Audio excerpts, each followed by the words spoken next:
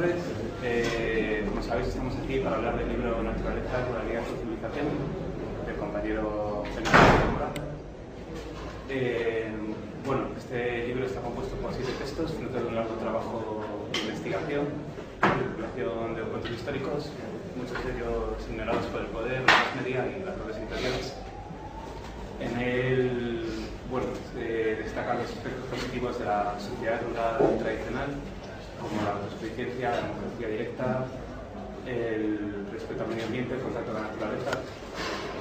Siempre desde un punto de vista anticapitalista, bueno, este libro no ve como solución el capitalismo parlamentario a ninguno de los problemas vigentes ni el pasado, y opta por un punto de vista más radical, puesto que solo atajando la raíz del problema podemos poner solución a los problemas. En este libro se puede ver ejemplos de hoy, comparaciones con el pasado. Bueno, y sin más preámbulos ya tiene porque el compañero para hablar del libro. Bueno, decir también que los compañeros de la editorial no han podido venir por motivos laborales, así que yo me encargaré de la introducción. ¿Y qué más? Bueno, aquel que quiera fumar sabe que puede ser al pasillo, porque dentro de la sala no está permitido. Nada más.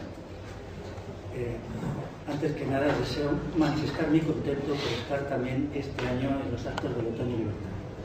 El año pasado yo desarrollé un tema un poco alejado del libro que hoy presentamos, que el libro este trata sobre todo de agricultura y del mundo rural.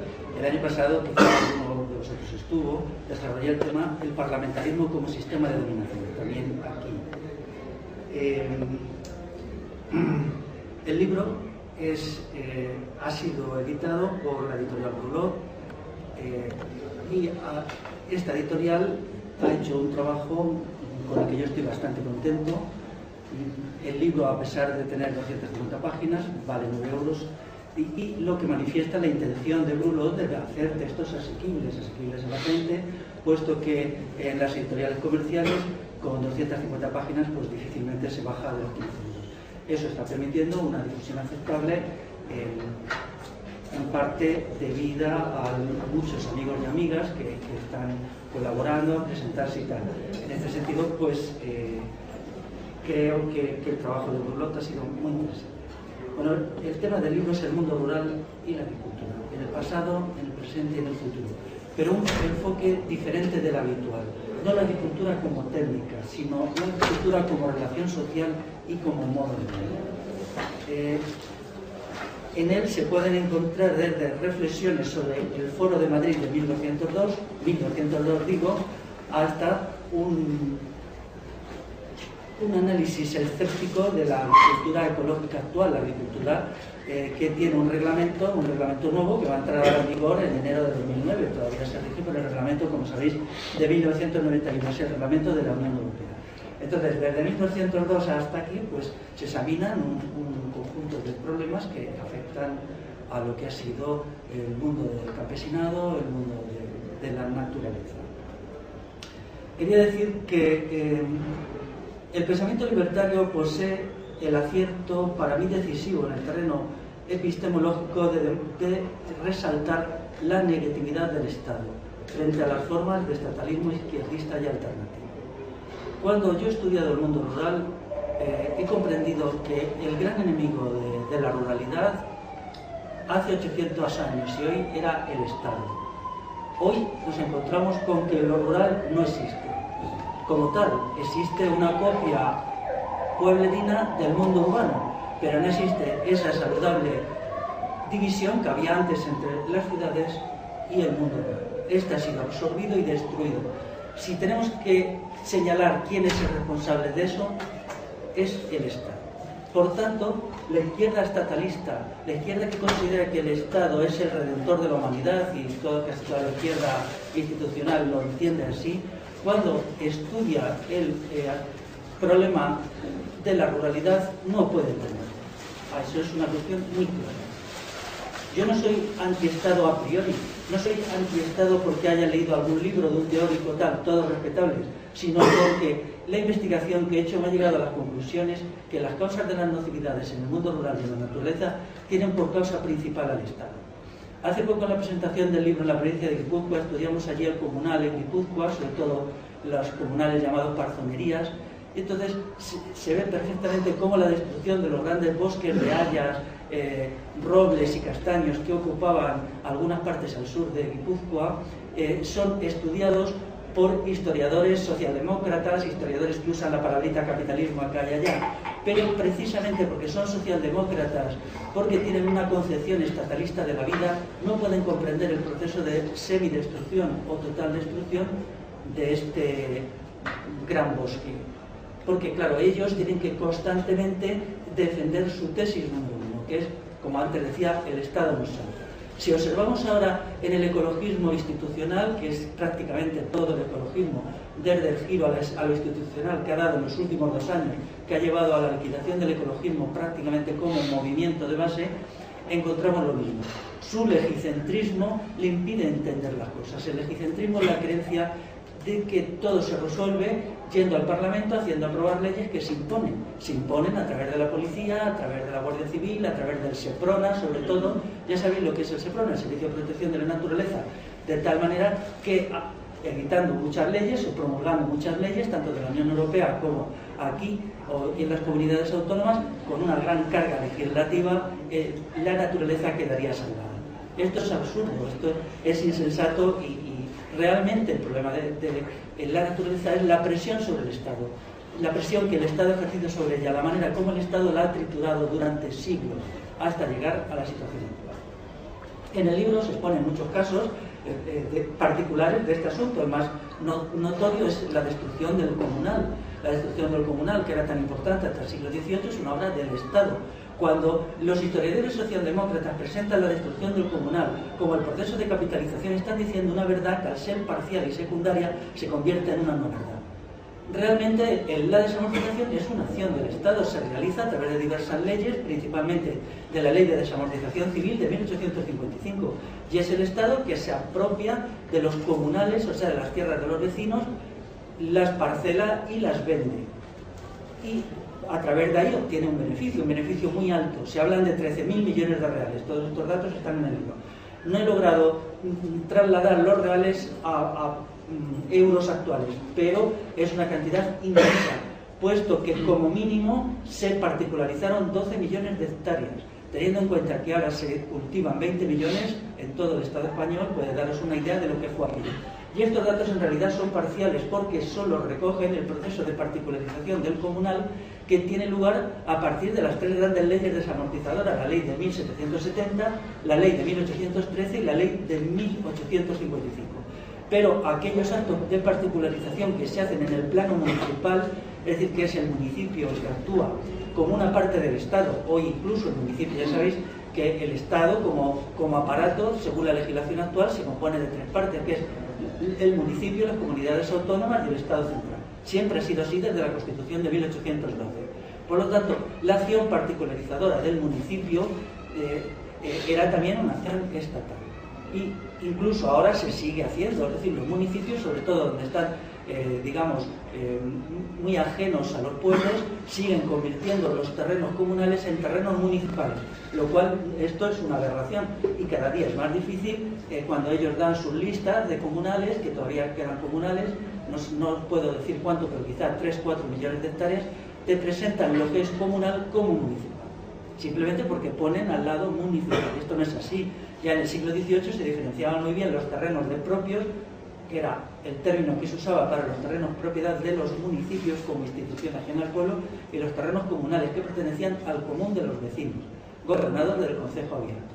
Entonces esta diferencia se ha ido anulando y hoy está ya muy desvalidada, pero básicamente es el Estado el que ha triturado a la sociedad rural.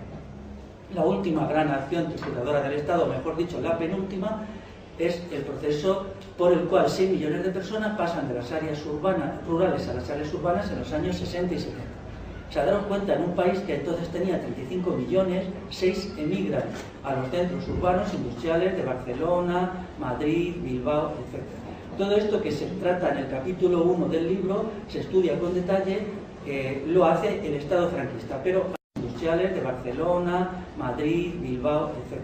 Todo esto que se trata en el capítulo 1 del libro se estudia con detalle, lo hace el Estado franquista, pero atención, Estado franquista, Estado en lo adjetivo, en lo sustantivo, y franquista en lo adjetivo. Si hubiera habido otro Estado parlamentario habría hecho exactamente igual, porque era una cuestión de primera importancia ese traslado de masas de población. Realmente en Europa se hizo de una forma parecida. Incluso hoy la política agraria común, digamos que rodea de una camisa de fuerza la agricultura, todas las agriculturas que se hacen. Y incluso podemos decir sin ningún problema que la acción del mercado y del capitalismo hoy en la agricultura es de inferior intensidad a la acción del Estado, puesto que los reglamentos, las leyes, las ordenanzas, las subvenciones directas, indirectas, las intervenciones por aquí y por allá, rigen la agricultura. Por lo tanto, cuando se estudia este hecho desde una mentalidad estatalista que es común a toda la izquierda, a todo el ecologismo, a casi todo él, pues no se entiende nada. No se entiende nada y se buscan, vamos, yo hace poco leía algunos textos también sobre Navarra, de estudiosos cercanos al partido gobernante, y realmente el lío que ellos hacen para tratar la historia del comunal de Navarra es increíble, porque claro, tienen que ocultar la verdad, están obligados. Incluso la agricultura actual, el programa agrario común la regula completamente, y la ecológica, los reglamentos, bueno, la reglamentan, aunque sea repetirse, de una manera rigurosa, de tal manera que es una de las acciones productivas más sometidas a la férula del Estado, o quizá la que más, con el efecto que eso lleva aparejado en todos los sentidos. Entonces, es necesario poner las cosas claras. Quien sea estatalista se niega a sí mismo la capacidad para entender el mundo rural. Ahora bien, mi libro no está hecho de una manera a priorista y doctrinaria. No pretendo servirme de este otro acontecimiento para denunciar al Estado, sino que yo intento hacer un análisis objetivo e imparcial de los acontecimientos en el mundo agrario y encontrar el responsable. Si el Estado hace alguna cosa buena, estaría dispuesto a apoyarlo parcialmente, estoy dispuesto. Pero la verdad es que cosas buenas prácticamente ninguna, ¿no? Entonces, la conclusión que resulta del libro, dando un salto al final, es que la creación de una sociedad libre y autogobernada, una futura sociedad libre y autogobernada, para mí tiene que ser una síntesis entre tradición y revolución. Desgraciadamente, el pensamiento progresista ha repudiado la tradición. Ha pensado que la tradición era reaccionaria, era clerical, era carlista. Esto no es verdad, no es verdad. Esto simplemente son los infundios y las mentiras de que se ha valido el pensamiento progresista, el pensamiento republicano, el pensamiento izquierdista. Pero una síntesis entre tradición y revolución nos permitiría crear una sociedad libre y colectivista de una manera más realista y más sólida de lo que resultaría del desprecio de la tradición. La tradición hispana, y uso el término hispano que no hay que confundir con español, tiene algunas instituciones y algunos modos de relación entre las personas que para mí, aunque están hoy extinguidas, tendrán un gran futuro, porque son lo que la condición humana exige para alcanzar la libertad. Por ejemplo, la institución del Concejo Abierto. El texto dedica mucho espacio al Concejo Abierto. Era la asamblea de los vecinos que se reunían con fines de autogobierno. Era un autogobierno imperfecto, bien es verdad. Cada vez que pasaba más tiempo era más imperfecto. Pero es muy interesante, hay bastantes estudios sobre él. Ahora, cuando estuve en el País Vasco, allí está muy viva todavía la tradición del Bazarre. El Bazarre es el equivalente al Concejo Abierto. Bueno, Bazarre significa eso, ¿no? Todavía hay aldeas donde opera el Concejo Abierto. La legislación actual, tanto la Constitución española como la legislación foral navarra y alavesa, permiten la existencia del Concejo Abierto para los municipios de menos de 100 habitantes adultos. No tengo que explicar que esto es una falsificación de lo que fue el Concejo Abierto históricamente considerado. Ya es un Concejo Abierto tan disminuido que no es nada. Pero bueno, podemos considerar como una, ¿cómo diría yo? Como un recuerdo de lo que fue. Uno de los textos aquí fue una charla que yo desarrollé en un pueblo de Álava que se llama Urbina. asistió un pueblo muy pequeño, asistió mucha gente de alrededor. En Álava todavía el 10% de la población se gobierna por régimen de concejo abierto. Aunque es cierto que está dentro de la legislación actual, está ahí atrapado, y de la legislación foral alavesa reescrita, pero la gente de los pueblos sigue manteniendo las tradiciones antiguas, hace las cosas de la manera antigua, y realmente es muy agradable como en la charla cuando ellos intervinieron y contaron todavía cómo hacen los sistemas de trabajo colectivista, que ellos llaman allí veredas, que en Castilla se llama hacendera y en León facendera. Todo esto todavía está vivo. Fuera de allí, el concejo abierto me parece que en la totalidad del Estado solo afecta al 2%. Son sitios pequeños y en muchos casos gente muy mayor, lo que allí no sucedía. O sea, quien asistió de diversos pueblos y aldeas de al lado era gente en la treintena, y bueno, ha sido una de las mayores satisfacciones de mi vida poder hablar con gente que desde su infancia sabían lo que era el concejo abierto y ellos mismos estaban integrados como institución. En segundo lugar está la hacendera como forma tradicional de ayuda mutua. Hay muchas formas de hacendera, unas son para el bien común, arreglar caminos, hacer fuentes, se convocaba, se regulaba por reglamentos, y también había formas de ayuda mutua muy extendidas en los trabajos. Algunas eran muy interesantes, en el libro da muchos ejemplos. Hasta hace no mucho en Asturias, en Canarias y en Galicia, el término municipal se consideraba una unidad productiva y se trabajaba las tierras del principio al final con independencia de quién fuera el propietario. Y el propietario en algunos sitios solo estaba obligado a aportar la comida a la gente que iba a trabajar a su tierra. Todo esto eran herencias de la gran tradición colectivista hispana. Muy importante. Si antes he dicho 12 millones de hectáreas, y puede ser que, aunque no se puede probar, que otros 5 millones más se particularizaron con procedimientos municipales o de otro tipo, o por ejemplo la gran particularización bueno, gran quizá no fuera muy grande, pero sí importante, de tierras que hace el franquismo. En los años 40 pues se cogen comunales, se reparten entre los notables y queda la cosa. Pues podemos darnos cuenta de la importancia que llegó a tener los comunales cuando el Estado español tiene 50 millones de hectáreas.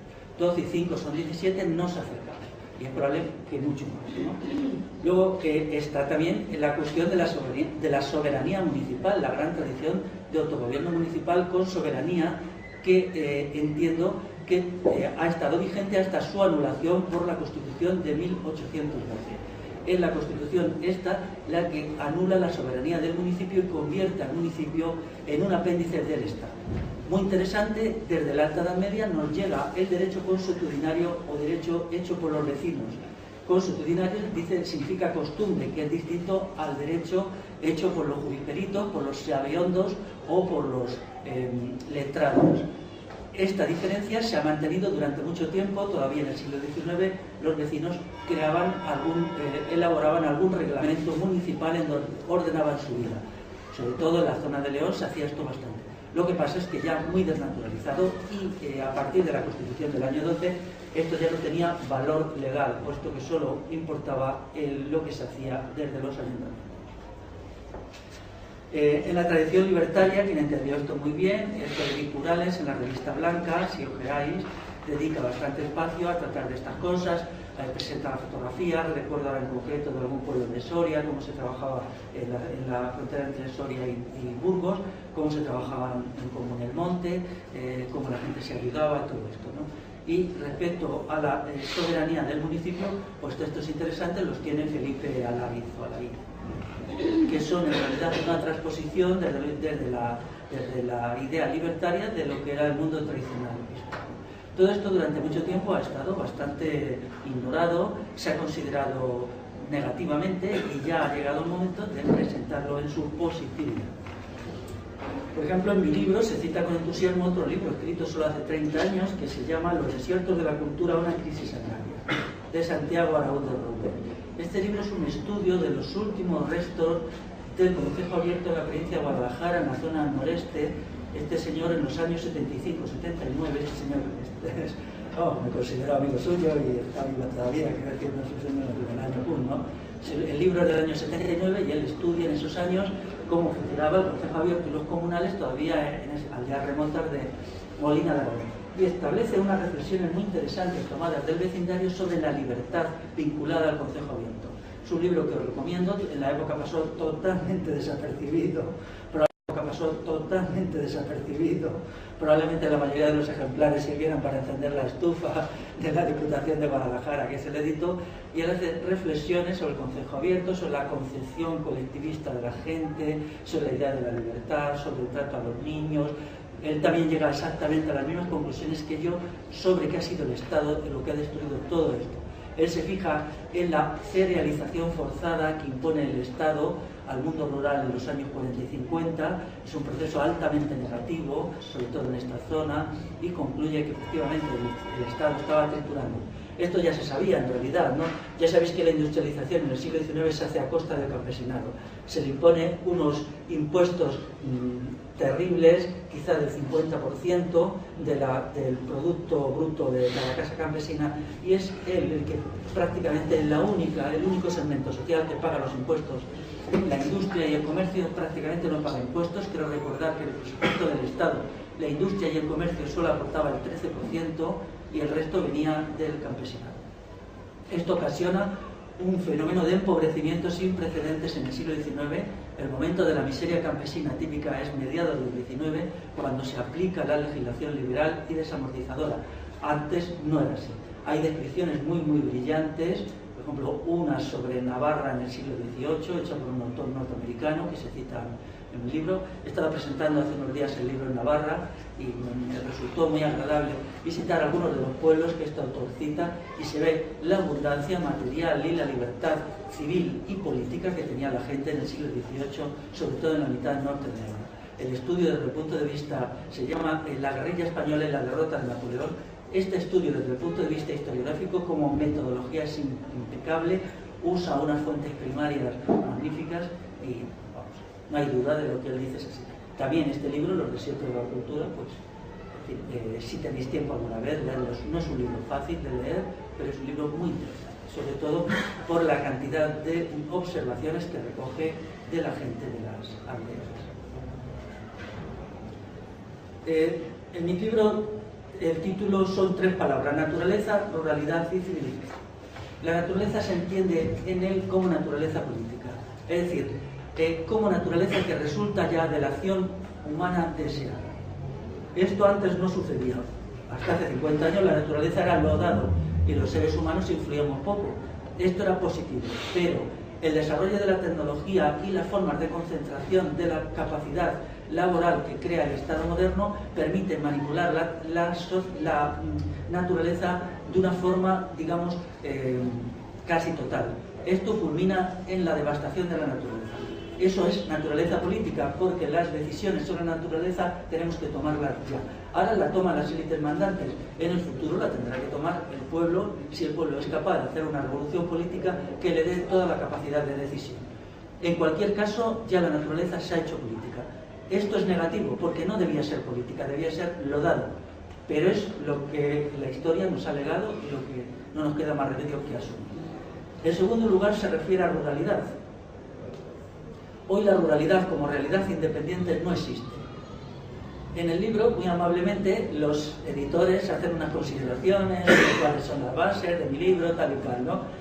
Bien, me parece bien lo que dicen, ¿no? Pero más modestamente quiero señalar que en realidad mi libro está muy influido por una obra clásica de la literatura castellana de 1520 de Antonio de Guevara, que es Menosprecio de corte y alabanza a la aldea. O sea, quiero decir que yo valoro mucho a los clásicos y bastante menos a los autores contemporáneos. Yo creo que la modernidad no solamente ha destruido la naturaleza, sino la capacidad de pensar, está destruyendo nuestro entendimiento, nos está haciendo seres dominados por la idocia y la estupidización.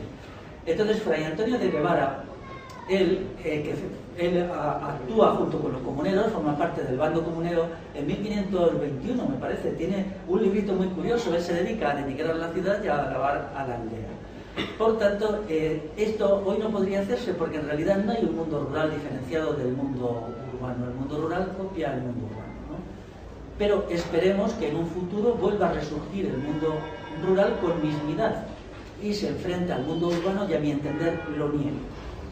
Y luego, civilización, que es la tercera palabra, no significa sociedad. No es sinónimo de sociedad, como nos pueden decir la civilización maya o la civilización tal o cual. No. tiene un significado más complejo tomado a otro autor clásico, que es Salviano de Marsella. Salviano de Marsella es un autor del monacato cristiano revolucionario del siglo V que vivía en el monasterio de Lerín, en Marsella. Entonces él, en un texto que apoya los levantamientos armados vagáudicos contra los romanos, acuña una concepción específica de civilización. Civilización para él es aquella sociedad que se autogobierna por asambleas, que no conoce la propiedad privada y en que la gente se aprecia y se quiere y no se desarrollan los estados anímicos propios de la mentalidad maquiavélica, hobbesiana o nietzscheana. Entonces, ese concepto de una sociedad autogobernada, ¿no? Él dice exactamente que él apoya a los vagaudas porque se reunían debajo de las encinas en asambleas y allí se decidía lo que había que hacer, pues es el que yo recojo. Una noción en que los seres humanos puedan desarrollar su esencia concreta y no sean víctimas de instituciones liberticidas, en primer lugar el Estado. También es verdad que el movimiento vagaúdico, tanto en las Galias como en Hispania, es destruido por el Estado romano y su gente pasa a cuchillo hasta hoy. Incluso los testimonios que quedan de aquella época son muy escasos. Pero es emocionante leer el texto este, que por cierto no está traducido al castellano. Está la versión latina y luego hay una traducción al francés. Pero bueno, como a mí me influyó mucho y decidí usar la noción de civilización, pues creo que lo tengo que publicar. El libro se compone de 6 artículos y guiones de charlas, 125 páginas y otras 125 páginas de un análisis de la agricultura actual y de los problemas relacionados con el bosque en presente. Dentro de él examino básicamente la agricultura convencional, la agricultura ecológica, y digo algunas cosas de otras agriculturas como la siembra directa, la agricultura de precisión y todas esas. En realidad, esas tienen poca importancia y las trato, ¿no? Un tema histórico que trato y que es peleagudo es el fenómeno del carlismo. El carlismo es muy complejo de analizar, junto con la crisis del siglo XIV, que también se cita ahí, la guerra civil, no en el qué de la guerra civil, sino en el por qué. Son los 3 acontecimientos de nuestra historia más difíciles de analizar. Yo ahí me he mojado y me he decidido por un análisis del carlismo que se diferencia de todas las versiones. En primer lugar, de la versión progresista, que es falsa, que utiliza simplemente el fenómeno para denigrar al mundo rural, para denigrar a la gente y para presentarse ellos, faltaría más, como salvadores de la humanidad. Esto yo lo rechazo. Es más, aprovecho la ocasión para considerar que la guerra contra la Vendée en la Revolución Francesa fue un genocidio, fue una matanza injustificada, lo que sucedió en Francia, y que el enfoque digamos, jacobino y progresista es inaceptable. Yo defiendo la Vendée y lo que significaba, ¿no? Entonces, mi análisis del carlismo, ya decía, se diferencia del punto de vista progresista y también del punto de vista del carlismo actual, claro, que no me merece ningún respeto, puesto que yo no defiendo el carlismo, sino la acción del campesinado en esa zona. Más exactamente, no la defiendo, simplemente intento comprenderla, y creo que ellos tenían razones muy profundas para actuar como actuaron. No puedo detenerme ahora en esto, porque esto no sería objeto de una charla, sino de 100 charlas, pero al menos hay un intento. Esto se publicó en una revista de Navarra, la Asociación Navarralde, que se llamaría, y bueno, pues yo preferí recogerlo porque me parece fundamental la comprensión de esto. Yo también hago propuestas, cómo debería ser la situación de la agricultura, de la naturaleza, diferenciando mis posiciones de las que suelen ser habituales. En ese sentido, el análisis de la agricultura ecológica es bastante detallista. No me limito a decir, puesto que ellos dependen del Estado, que dependen, eso ya les descalifica. No, yo entro en las técnicas que ellos usan, en los procedimientos de cultivo, en los productos que utilizan. Intento comprender qué es la agricultura ecológica a través de los reglamentos. Ahora bien, yo no condeno a la gente que haga agricultura ecológica. Hoy no es posible una agricultura ecológica al margen del Estado. La convencional está también muy legislada y la ecológica también. Quien haga agricultura ecológica porque crea que lo tiene que hacer para sobrevivir o tal, merece todos los respetos. Yo lo que digo exactamente es que lo que la agricultura ecológica defiende en ningún modo y de ninguna manera es una solución a los problemas medioambientales, ni proporciona alimentos sanos, ni nada de nada. En realidad, cuando comemos productos ecológicos de sello, no sabemos lo que estamos comiendo, ni sabemos qué se les añade, ni entendemos la mayoría de las cosas que ellos aportan, ¿no? Por lo menos yo no he sido capaz de entenderlas y llevo bastantes años estudiando. Algunas son realmente tóxicas y en algún caso incluso se puede lamentar que, bueno, pues que nos tomen el pelo, como luego diré, ¿no? Con algunas cuestiones, ¿no? De todas maneras, bueno, pues la agricultura ecológica, pues que nos tomen el pelo, como luego diré, ¿no? Con algunas cuestiones, ¿no? De todas maneras, bueno, pues la agricultura ecológica, el encanto que tenía hace 30 años ha decaído mucho al haberse estatizado tanto, pero su acción es muy importante, sobre todo en Extremadura y Andalucía, ya hay una porción bastante grande de tierra que está sometida al reglamento de la agricultura ecológica. Ya se están publicando libros que deshinchan el globo, sobre todo yo cito el olivar, la erosión del suelo en el olivar ecológico, que es un libro muy interesante, viene a decir lo que yo ya había observado, ¿no? Que el olivar ecológico no protege de la erosión los suelos más que el olivar convencional. Es un libro interesante. Hay otro más que no he citado porque cuando salió yo ya tenía el texto acabado.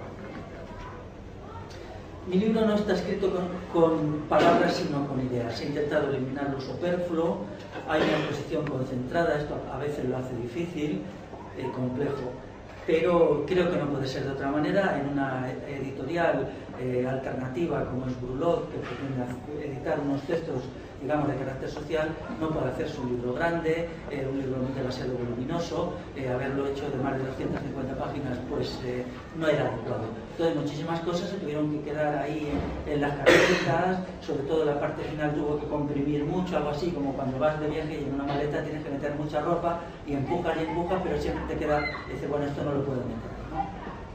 Quizá pues más adelante haya ocasión de sacar algunos de los materiales que yo he ido.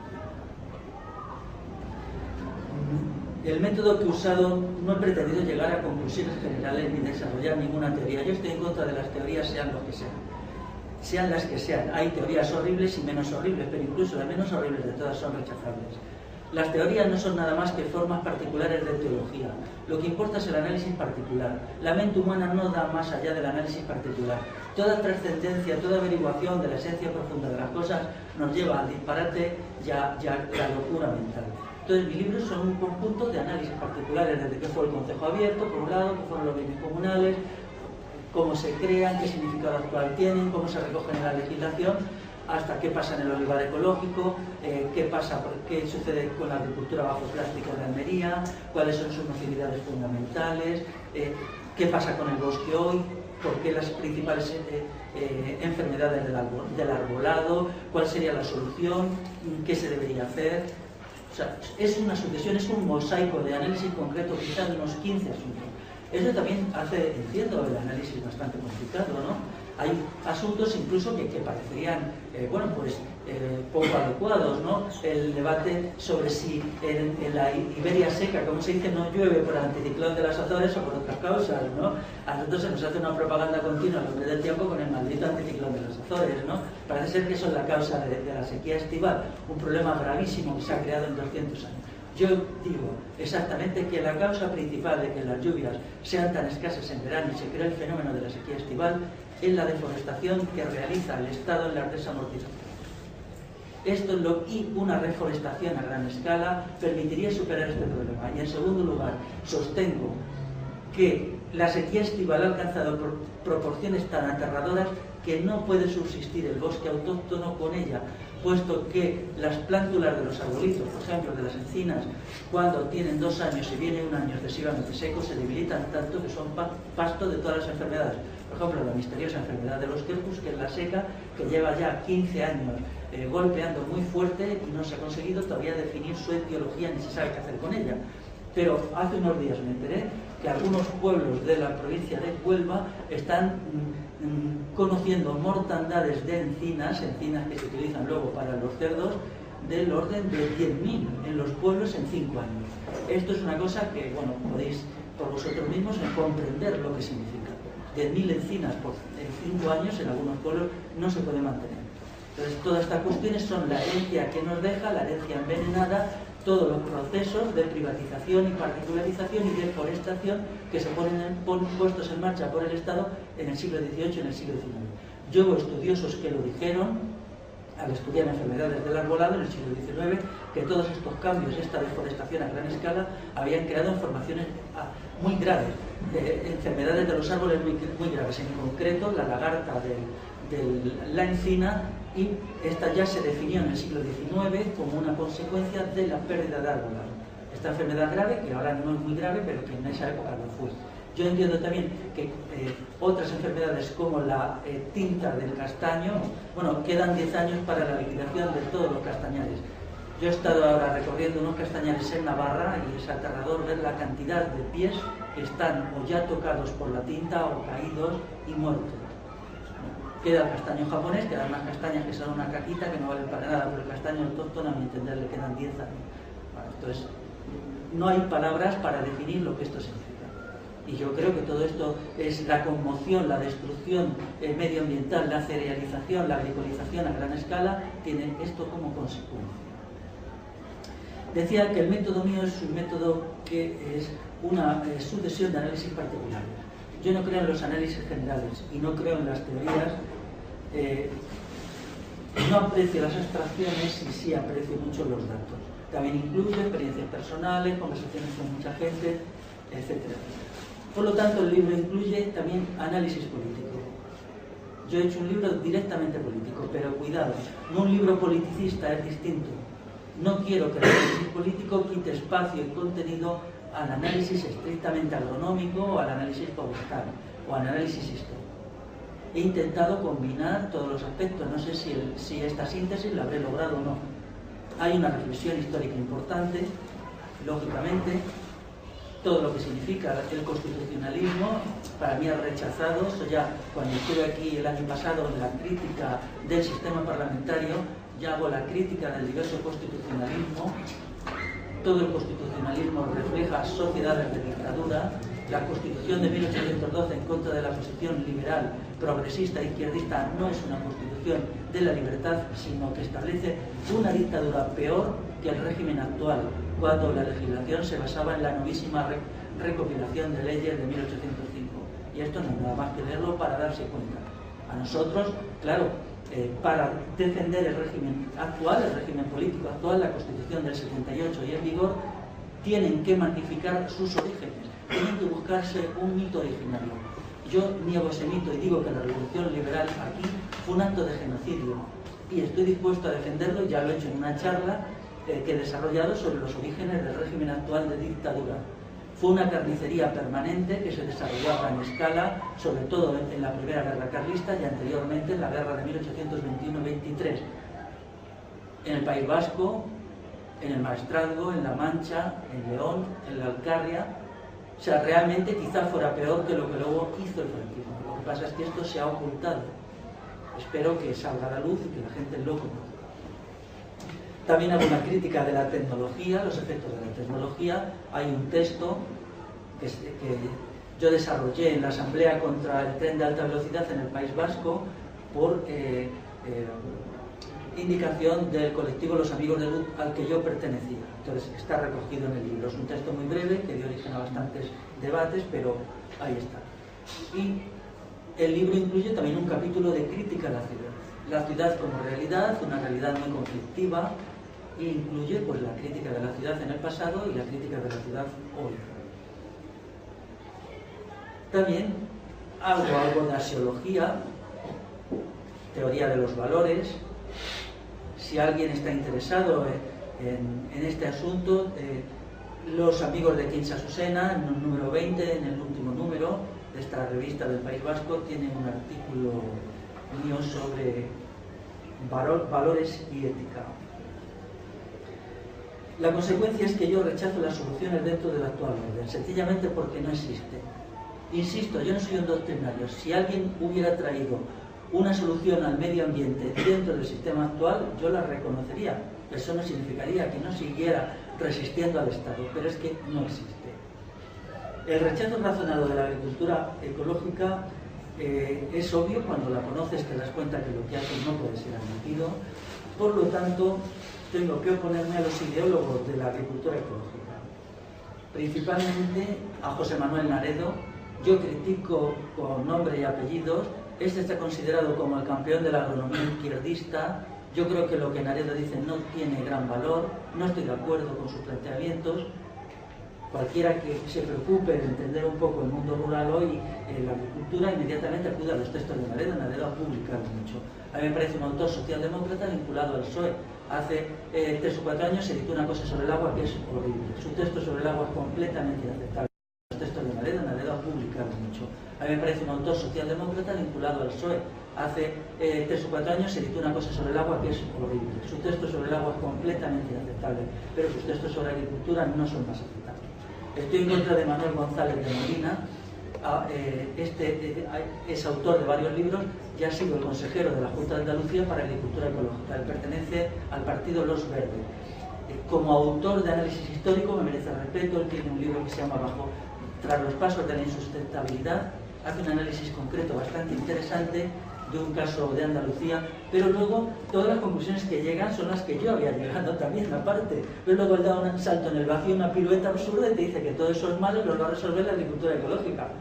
Yo creo que no, pero él lo dice en 5 páginas. Me parece que no hay una reflexión, no hay una relación entre causa-efecto y su libro está desequilibrado, ¿no? Y luego, en el análisis de la ciudad, yo no puedo estar de acuerdo con el jugueteo, con la palabrita sostenibilidad que defiende, por ejemplo, Blas Martínez Alier, que es uno de los patriarcas, si se me permite decir, del ecologismo actual a través de su texto, de su revista Ecología Política. También creo que Ecología Política debería de replantearse sus objetivos, sus contenidos y, en fin, actualizarse un poco. Lleva ya 20 y tantos años saliendo y creo que ha perdido un poco el norte, ¿no? Hay algunos compañeros que dicen que la agroecología es diferente de la agricultura ecológica. Yo no veo esa diferencia. Estos compañeros me merecen mucho respeto, yo trabajo con ellos, pero ahí está el debate. No puedo entender que se defienda a Miguel Ángel Altieri o Juana Labrador cuando ellos han editado libros conjuntos. Juana Labrador es la consejera de Agricultura Ecológica de la Junta de Extremadura y ha hecho textos verdaderamente muy negativos. La Junta de Extremadura publicó un libro que se llama El potencial exportador de la agricultura ecológica. Ellos pretenden vender toda su producción a Alemania. Entonces, ¿dónde queda aquello de los circuitos cortos de comercialización, etcétera, etcétera? Una de mis críticas a la agricultura ecológica es que ellos practican lo que no predican y predican lo que no practican. Es decir, deben de unir lo que dicen y lo que hacen y liberarse de la tutela del Estado. No tienen por qué aceptar la tutela del Estado de la forma como lo hacen así. En general, yo niego las soluciones dentro del sistema. El sistema no puede aportar soluciones a los problemas porque el sistema de dominación solo busca una cosa: maximizar la dominación. A través de la agricultura, a través de lo que sea, maximizar la dominación. La agricultura ecológica tiene raíces bastante inquietantes.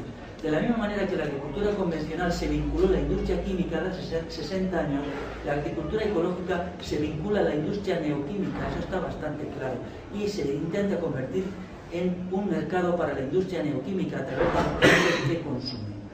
Entonces, estas cuestiones deberían aclararse más de lo que el reglamento de la Unión Europea, que entrará en vigor en enero de 2009, admite una contaminación accidental por transgénicos del 0,9%, admite tratamientos con productos tóxicos y estas cuestiones sin advertir a los consumidores.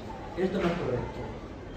Lo hacía siempre. Por ejemplo, la agricultura ecológica desde sus orígenes, me refiero a la agricultura ecológica para el mercado, no a una gente que tiene 2 hectáreas en agricultura ecológica y luego las distribuye a alguna zona y tal. Para mí esa gente que hace eso, porque es completamente respetable. Pero una tomadura de pelo que hacen es con el asunto de la nicotina. Ellos han estado usando el reglamento de 1991, permite el uso de la nicotina. La nicotina es muy tóxica, cantidades ínfimas son muy tóxicas y ellos lo usaban como insecticida. Entonces, un insecticida autorizado. Empezó a protestar gente y se dijo que a partir de 2003 la Unión Europea suspendía el uso de la nicotina en los productos ecológicos.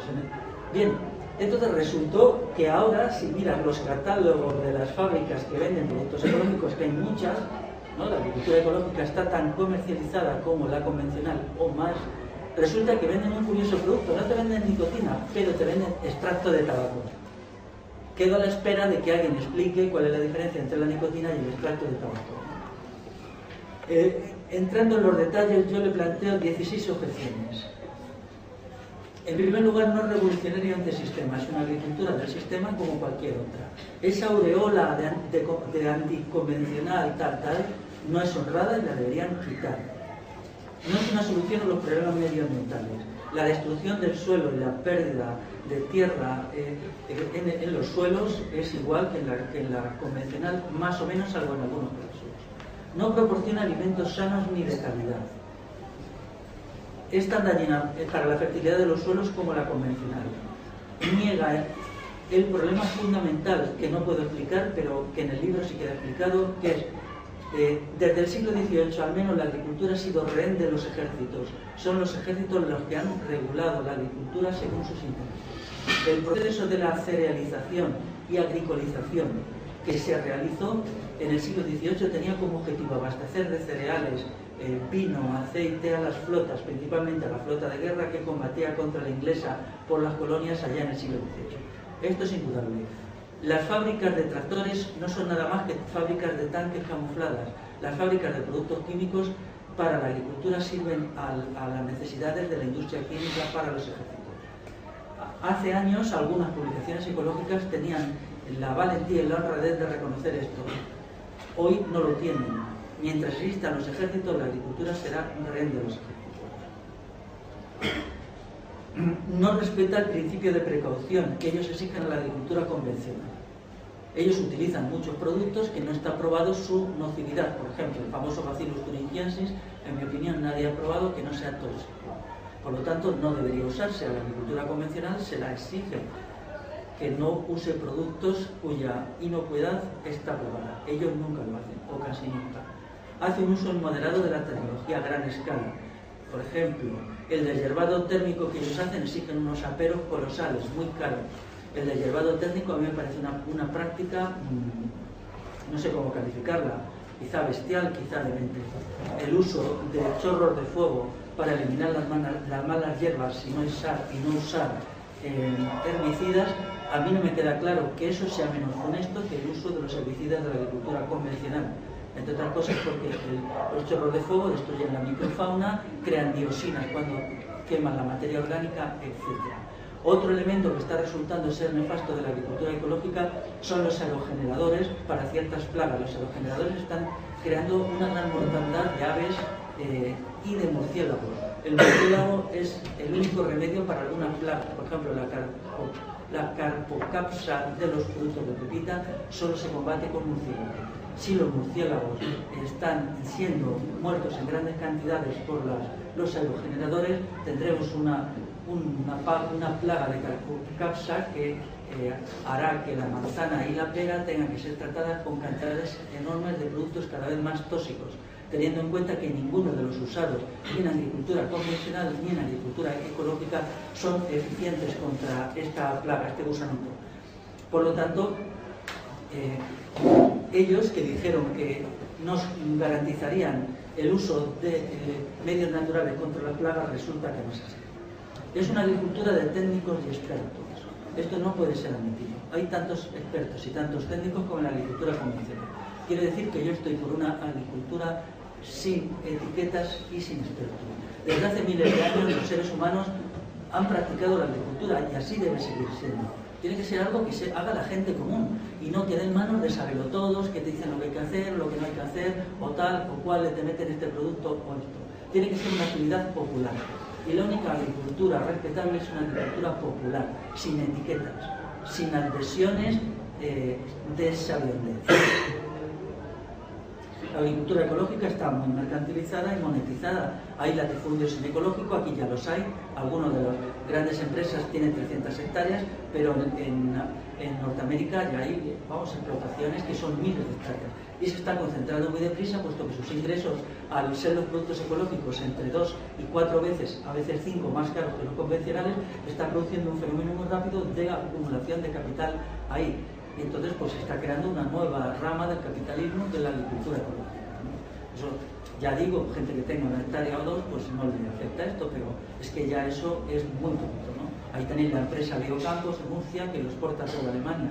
Ellos no quieren decir cuántas hectáreas tienen, pero en una declaración que hicieron hace un par de años hablan de millones de kilos exportados a Alemania de productos básicos. Luego, rechazo su legicentrismo. No es posible admitir que el Servicio de Protección de la Naturaleza de la Guardia Civil sea la solución a nuestros males. Yo me niego a admitir esto porque esto significa que a través de la agricultura ecológica y del ecologismo se está avanzando en una dirección nueva hacia el... Ellos aplican el trabajo asalariado a gran escala, salvo la agricultura de pequeños productores. Y sobre todo, diré algo más, no cuestionan la agricultura misma. La agricultura misma es un fenómeno bastante negativo. Yo penetro en este asunto en el libro y es curioso, como ahora os diré, que conclusiones a las que yo he llegado aquí son coincidentes con las de otra gente que iba en la misma dirección. Y ahora en las presentaciones del libro que te he hecho la semana pasada en Guipúzcoa, me he encontrado con gente a la que no conocía, que curiosamente ha llegado a las mismas conclusiones que yo. Se han organizado en concreto en Irún unas jornadas sobre esto. Cuando se examina la situación del medio ambiente y de la naturaleza, de las tierras agrícolas que están devastadas por la pérdida de suelo, por la salinización, por la contaminación con metales pesados, por la adición de tóxicos, por la compactación con maquinaria pesada. Cuando te das cuenta de todo esto, puedes pensar en el sentido de decir, bueno, hay agriculturas mejores y peores, pero cuando avanzas un poco más te das cuenta que todas las agriculturas tienen un componente de negatividad y que la solución es buscar una alimentación humana que no dependa de la agricultura o dependa de la humanidad. Por lo tanto, los historiadores romanos decían que los pueblos prerromanos aquí se habían alimentado de frutos arbóreos, principalmente de bellota, y que los 2/3 partes del año vivían de la bellota.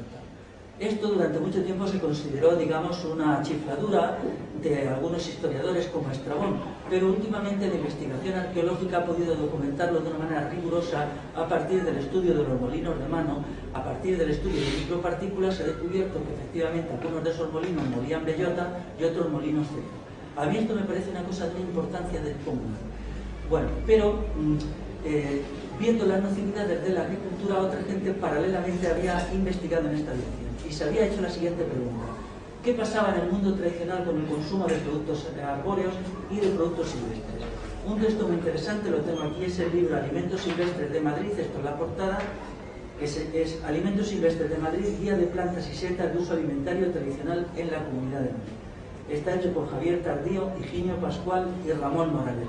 Ramón Morales, en uno de los guiones de charlas de mi libro, él compartió conmigo la charla y se le cita en el guión de charla número 2, o sea que nosotros ya nos conocíamos.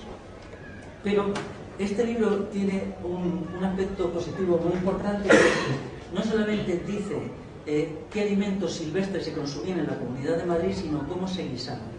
Y está hecho a partir de entrevistas con ancianos de muchos pueblos. Él determina 90 plantas silvestres que se consumían habitualmente y unos 80 plantas y unos 12 hongos. Pero el fenómeno de la bellota, de la castaña y del ayuno no lo trae. Quizá porque en la Comunidad de Madrid pues, no hay mucho de esto o porque se ha perdido la tradición. Yo ya hace años hablaba con Ramón Morales y le decía que esto tendría que ser objeto de investigación y él me decía que sí. Intentamos hacer algo juntos hace 2 años para investigar esto, pero la cosa no coge. Sin embargo, en la provincia de Guipúzcoa hay un compañero, un amigo que se llama Daniel María, que él ha llevado el análisis muy lejos. Él, recorriendo caserío por caserío, ha encontrado todos los usos que allí se le daba a la bellota. Ya ha aprendido habilidades culinarias, por así decir, que pueden ser fundamentales para superar la crisis agraria actual. En las jornadas que se celebraron en Irún hace unos días, él aportó pan de bellota hecho por él mismo, que está muy agradable de comer, café de bellota, también muy agradable, y croquetas de bellota, que tuvimos ocasión, toda la gente que estaba allí, de comerlas. Esto es la sabiduría de nuestros ancestros, o bueno, de los ancestros vascos. Recogimos plantas silvestres y frutos silvestres, hicimos para 25 personas una comida a base de estos frutos. También tomamos castañas guisadas, cocidas con hinojo, de una forma, hay muchas maneras de hacerlo. Él tiene censadas allí en el País Vasco unos 700 plantas silvestres de consumo habitual hasta hace 20-30 años. Hasta ahora se consideraba que las plantas silvestres servían como plantas medicinales y cosas así. Nosotros lo que defendemos es que no es así. ¿Qué ventajas tendría acudir a una alimentación arbórea? Pues una principal. Son los árboles los que protegen la tierra y proporcionan materia orgánica. y son los árboles los que traen la lluvia. Si el arbolado se ampliara más de lo que hoy está, podríamos superar los dos fenómenos más terribles de hoy, que es la pérdida de materia orgánica en los suelos europeos y el problema de la irregularidad de las lluvias y la disminución de la cantidad de agua caída. Para que os hagáis una idea, os diré, a mí no me cabe ninguna duda que existían hayas en La Mancha. Cuando Miguel de Cervantes lo cuenta en el Quijote, muchísimos, pongamos 15 episodios del Quijote en el cual se cita a las hayas con su nombre. Esto ha sido negado por los agrónomos actuales porque los 450 milímetros, 500 milímetros anuales de agua que caen en La Mancha no permiten la supervivencia de las hayas. Pero yo razono de otra manera. Si Cervantes dice que hay hayas es porque las había. Lo que sucedía es que entonces llovía el doble. En nuestras latitudes no pueden existir las hayas salvo que haya mucha más agua, pongamos 800 o 750 milímetros anuales, de los cuales al menos 200 milímetros tienen que caer en el verano. Ahora bien, por tanto, lo que Cervantes nos está diciendo es que aquí se ha creado un clima específico a partir de los fenómenos de la destrucción medioambiental originada por las desamortizaciones del siglo XIX. Por tanto, si nosotros recuperamos una alimentación arbórea como la que tenían nuestros lejanos antepasados, podemos recuperar la crisis medioambiental en su raíz. Yo entiendo que ya las cosas han ido demasiado lejos por la agricultura industrial actual, que difícilmente ninguna agricultura puede resolver el problema. Por ejemplo, la siembra directa es una técnica nueva de la agricultura. Evitan el uso del arado, porque efectivamente el arado pone la tierra al descubierto, luego llega la erosión hídrica y eólica y lleva a la capa superior. Pero claro, ¿qué sucede? La siembra directa es una siembra sin arar. Las máquinas introducen la semilla directamente en la tierra. Exige un uso de herbicidas a gran escala. El famoso glifosato de la empresa Monsanto tiene que ser usado en grandes cantidades, hasta tal punto que naturalmente la casa Monsanto está promoviendo el sistema de la siembra directa. Por cierto, que es vergonzoso que algunos señores de la izquierda exquisita de aquí se dejen llevar a esas trapacerías, como es el señor Ramón Tamames, antiguo jerarca del PCE, etcétera, etcétera, ¿no? Que ahora se dedica a escribir libritos a favor de la siembra directa, supongo yo que al dictado de la Monsanto, ¿no? No nos dice cuánto le pagan por su librito de propaganda, pero sería lo primero que tenía que decir: me han pagado tanto por escribir este bodrio. Pero bueno, ya se sabe que la izquierda es así, ¿no? La izquierda parlamentarista, ¿no? Bueno, esto no es solución. Y luego la agricultura de precisión tampoco es solución, requiere una cantidad, uso de satélites, una informatización del suelo, que esto ya es una aberración tecnológica, ¿no? Entonces, estas son, coincidimos tanto Daniel María, que es el amigo este que os digo, como el equipo de Ramón Morales, en la misma apreciación. Yo he llegado a ella por dos caminos: la observación de la situación hoy en el campo, que prácticamente no tendría solución con ningún tipo de agricultura, y el análisis histórico. Entonces, aquí está el texto que ya hace años, un texto que pasó desapercibido, esto tiene 20 años. Daniel María publicó un manifiesto que se llama La bellota, alimento de antaño, manifiesto bellotero. Está aquí, es muy curioso, esto ya es obsoleto, bueno, está escrito a máquina hace 20 años. Es lo que ha desarrollado. Lo que pasa es que este hombre hace una pedagogía socrática. Él no le gusta escribir, entonces va a los sitios y lo explica. A todos los sitios donde le llaman va y explica sus tesis, llega con sus croquetas de bellota, con todo esto, su pan de bellota y toda su carga de cosas de estas, ¿no? Y ahora parece ser que va a publicar ya cosas, ha publicado alguna cosa en alguna revista del País Vasco, en concreto en la revista Unia, pero yo llegaba a las mismas conclusiones por dos caminos. Uno decía que era el análisis de la devastación medioambiental en su raíz, y otro la pregunta de ¿por qué la agricultura? ¿Por qué la agricultura? Es una pregunta muy importante, porque la agricultura en la península ibérica está muy ligada al Estado. Cuando se leen los dos únicos textos que yo sepa que hay sobre agricultura, todo esto está en el libro, nosotros tenemos sobre la agricultura aquí dos textos que explican sus orígenes. Uno es sobre Tartesos y otro es sobre las guerras carlistas. En ambos, la agricultura aparece como una imposición del Estado, en el caso primero del rey Argantorio y en el segundo del Estado romano. En ningún momento los historiadores romanos dicen que la agricultura sea necesaria porque es más eficaz o porque el crecimiento de la población le exige, como defiende la teoría de la revolución neolítica, que en mi opinión está equivocada. Es más, Daniel María ha llegado a la conclusión que para la península ibérica, con el aprovechamiento, digamos, eficiente de los productos, estos que digo, la bellota, la castaña, el ayuco, el piñón, se podría mantener una... Es más, Daniel María ha llegado a la conclusión que para la península ibérica, con el aprovechamiento, digamos, eficiente de los productos, estos que digo, la bellota, la castaña, el ayuco, el piñón, se podría mantener una población de 100 millones de habitantes. Yo había llegado a conclusiones similares, incluso cito autores que ya lo decían. Hay un autor del siglo XVIII que dice que en tiempos de los Reyes Católicos España tenía 40 millones de habitantes. Esto, bueno, la historia académica se mofa, dice que esta gente está chalada, tal. Yo creo que es verdad. Y él, por su cuenta, ha llegado a las mismas conclusiones. Insisto en que nosotros no nos conocíamos, yo le he conocido ahora. Realmente cuando observas, por ejemplo, se ha publicado un estudio hace un par de años sobre la disminución del porcentaje de materia orgánica en los suelos. Los suelos europeos tenían hace 100 años 3% de materia orgánica de media. Ahora estamos en un 2%. Pero el estudio de provincia a provincia indica que hay zonas, por ejemplo Almería, que me parece que va por 0,90 ya, Toledo, que va por 1,40. Es decir, hay un momento en que si la materia orgánica baja de un nivel que no se ve cuál, la tierra no es cultivable. Los procedimientos actuales dirigen en esa dirección.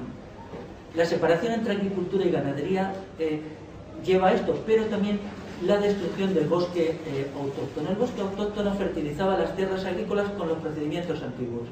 Sí, las tierras altas estaban con encina, con quejigo, con roble, con castaños. Cuando venía la lluvia había un fenómeno de escorrentía que llevaba la hojarasca a las partes bajas. Cuando todo esto, por la codicia y la locura del Estado y del capitalismo, se destruye en el siglo XIX, lo que va a las partes bajas no es el humus del bosque, sino el cascajo estéril que resulta después de haberse sido destruido. Entonces esto daña la fertilidad de los suelos agrícolas. Entonces, una reforestación a gran escala es lo necesario. Mi propuesta es que de los 20 millones de hectáreas cultivados hoy se eliminen 10 millones, si estos millones se reforesten. Entonces tendríamos que acudir a incluir la alimentación de frutos arbóreos. Yo no rechazo totalmente la alimentación de agrícola, dejo 10 millones para ella. Esto siempre ha sido así. Decía Daniel María que cuando se investiga en yacimientos de hace 2000 años se encuentra en 2000, 3000 años mucho consumo de bellota, yuco y tal, pero también consumo de cebada, de centeno, de avena, y todo esto es lo lógico. Precisamente una de las aberraciones de la modernidad es haber destruido este equilibrio entre frutos recolectables y frutos cultivables para eliminar los frutos recolectables y dejar solo los frutos cultivables. Nuestra sociedad es desequilibrada en todo, en esto también. Tenemos que volver a recuperar este equilibrio. Esto no es fácil. Hoy día la tierra es un bien de producción y está considerada como capital. Tiene que usarse para conseguir el máximo de beneficio aquí y ahora. Por tanto, dedicar una tierra a sembrarla de encinas para recoger bellotas dentro de 15 años exigiría una colectivización del suelo, un retorno al sistema de comunales que había antiguamente. Con la propiedad privada esto no salía y de hecho no se está haciendo. A fecha de hoy, la cantidad de hectáreas que se reforestan por todo tipo de gente con especies autóctonas es menor de las que se queman cada año. Luego, cuando se dan los datos, nos engañan porque se meten los cultivos arbóreos o cultivos forestales como son los del eucalipto, los del chopo, los del pino, que esto no es bosque ni nada de nada, más bien al contrario. Un bosque de eucaliptos es solo una pesadilla y una monstruosidad. Y los otros igual, ¿no? Pero sobre todo el de eucaliptos es el peor de todos. No permite la existencia de ningún tipo de vida, ni siquiera de insectos, porque todo este tipo de cosas son las que luego se presentan en las estadísticas como se han plantado tantas hectáreas. No nos digan eso. Entonces, volviendo a la cuestión de la sequía estival, el libro presenta el estudio de la sequía estival según la documentación de la época, prohibición de hacer fuego en el monte, que es lo que define el momento de la sequía estival, a finales del siglo XVIII. Cuando observamos cómo es hoy, nos damos cuenta que es imposible. El arbolado no puede soportar tantos meses de sequía. Entonces se van debilitando, ya aparecen las enfermedades del debilitamiento como la seca. Necesitamos que llueva los veranos. Esto solo se puede hacer con arbolado. con arbolado autóctono. El arbolado autóctono eleva la humedad relativa del aire, y la humedad relativa del aire ocasiona tanto la lluvia directa, que es la lluvia que cae, como la lluvia oculta o indirecta, los fenómenos del rocío y de la niebla. Antes había niebla algunos días de verano y caía un poquito de agua. Esto les permitía sobrevivir las tormentas de verano. Se observa que cada vez hay menos tormentas de verano, y no solamente llueve menos, sino que la lluvia se concentra en dos periodos, que es el periodo otoñal y el periodo primavera. Si no llueve en verano, perderemos el bosque. De hecho, los datos que están dándose el arbolado son impresionantes. Por ejemplo, yo tengo aquí, hasta hace 20 años el índice de defoliación se situaba en el 5% en los veranos, en las especies autóctonas. La salud de un árbol se mide por las hojas que pierden en los momentos de máximo calor. Ahora está en el 13%. Pero se ha llegado a algún año terrible en que se ha alcanzado el 25% de defoliación. Esto realmente no se puede mantener. La península ibérica, salvo la franja del norte-norte con clima atlántico, va hacia un semidesierto, y hay muchas zonas que son realmente semidesérticas.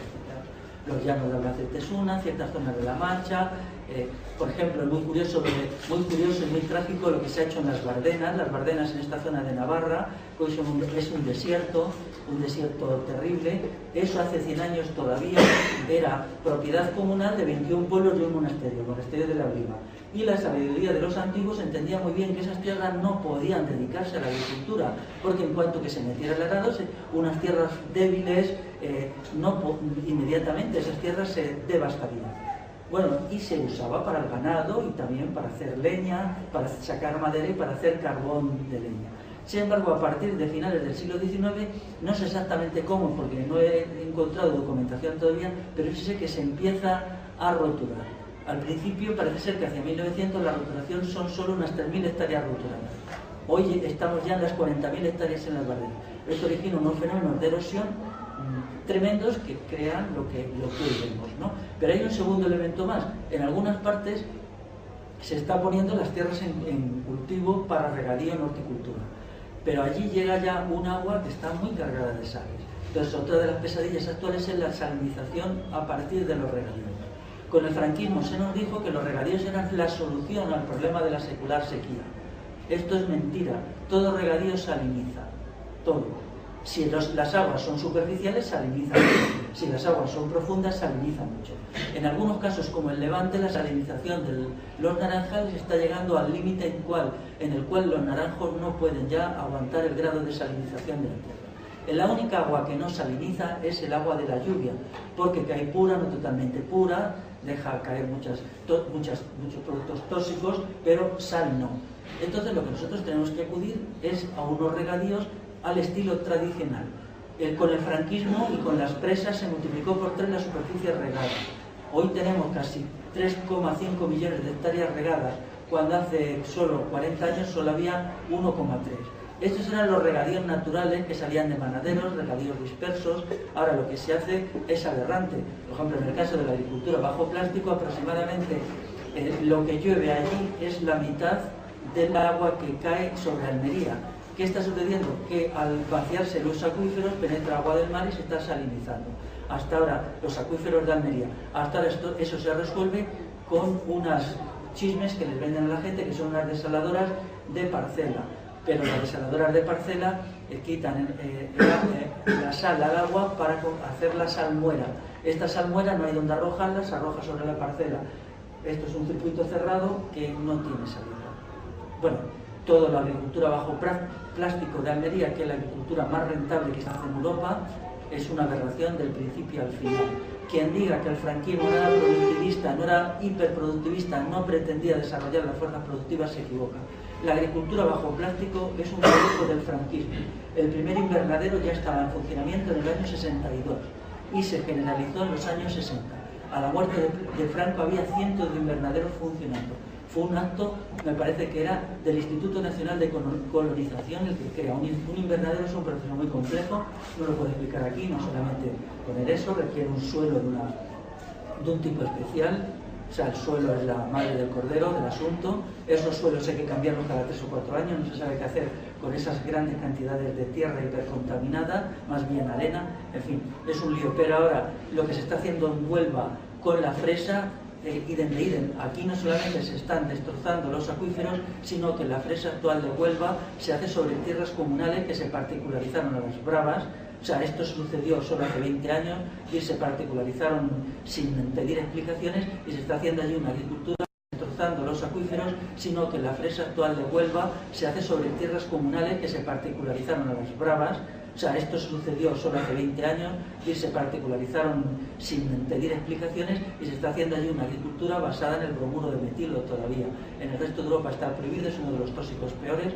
Para su añadido a los suelos se requiere unos trajes especiales, y bueno, la verdad que es otra de las muchas aberraciones. Si se mira lo que hoy es la agricultura actual es una sucesión de aberraciones de todo tipo, y algunas la agricultura ecológica les pone la etiqueta. No se puede admitir que con el sello de la etiqueta ecológica se dé por bueno lo que se ha hecho en el olivar.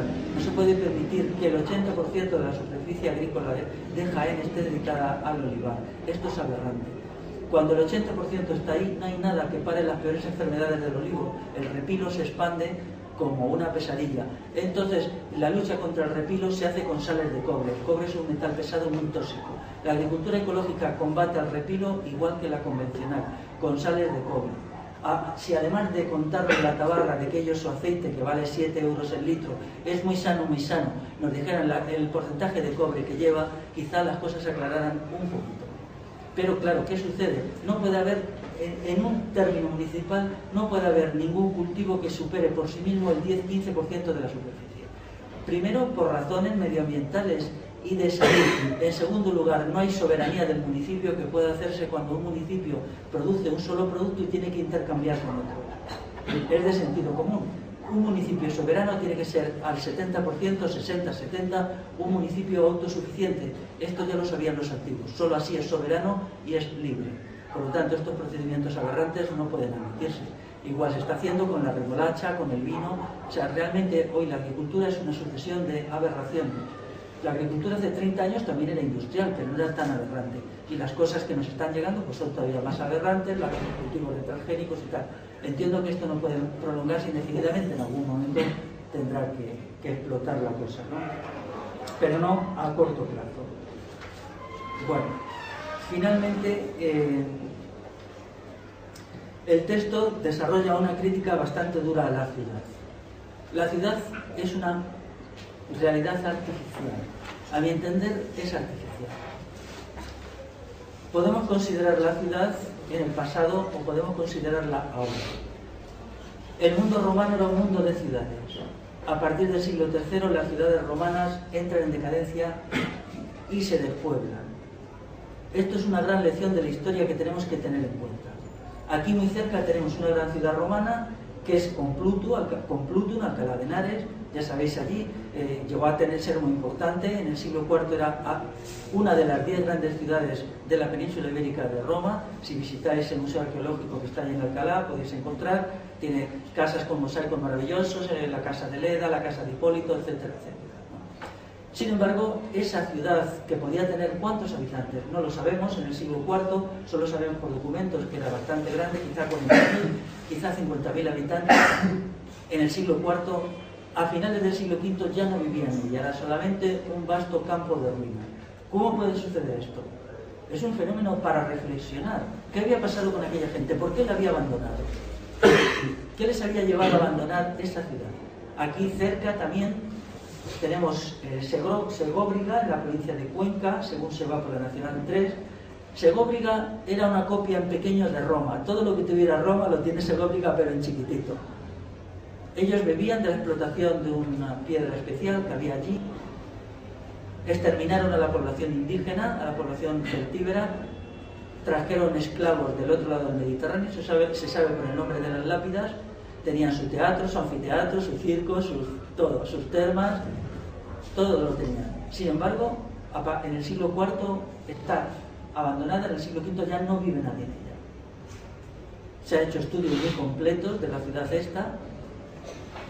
Ahora nos enfrentamos a un fenómeno nuevo, similar, que es el descrédito de la ciudad. La ciudad hace 30 años, Madrid, Barcelona, Bilbao, era muy apreciada.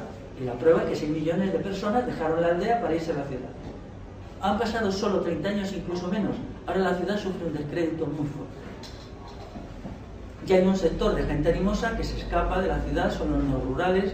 Yo, por la naturaleza de mi libro, pues estoy muy en contacto con ellos. Claro, mucha gente que ha decidido ocupar una aldea o que ha decidido irse a vivir a un caserío, pues en parte, algunos incluso se citan opiniones suyas en el libro, pues me llaman, ¿no? El libro ha sido presentado en aldeas ocupadas como Sieso de Jaca, en Huesca, en lugares donde hay mucha población que vive en caseríos y tal, como es Dona María, en la provincia de Navarra, una pequeña aldeíta.